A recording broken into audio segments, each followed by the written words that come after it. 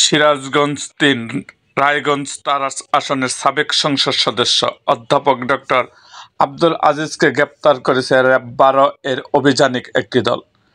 সোমবার ৩রা ফেব্রুয়ারি রাতে রাজধানীর বাংলামোটর এলাকায় পদ্মা জেনারেল হাসপাতাল থেকে তাকে গ্রেপ্তার করা হয়।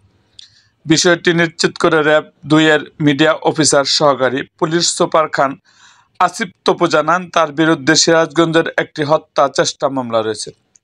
র্যাবের অন্য একটি সূত্র জানায়, এ মামলাসহ আরও একাধিক মামলা থেকে গ্রেপ্তার দেখানো হয়েছে।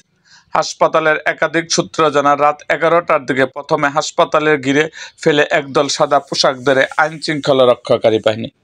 এর ১০ মিনিটের মধ্যে র্যাবের পোশাক পরিহিত কয়েকজন এসে তাকে নিয়ে যায়। এর আগে গত ১১ই সেপ্টেম্বর তারাস থানায় একটি হত্যা চেষ্টা মামলা দায়ের করেন বাহুআস ইউনিয়ন বিএনপির সভাপতি মোহাম্মদ আসাদুজ্জামান আসাদ।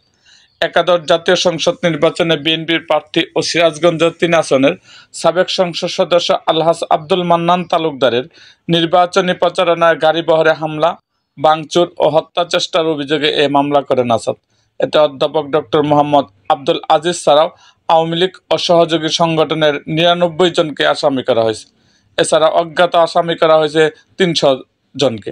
মামলার এজাহারের সূত্রে জানা গেছে, ২০১৮ সালে একাদশ জাতীয় সংসদ নির্বাচনে ১২ই ডিসেম্বর বিএনপির প্রার্থী আব্দুল মান্নান তালুকদার বিনোদপুর বাজারে পূর্ব নির্ধারিত নির্বাচনী সভা করতে যান।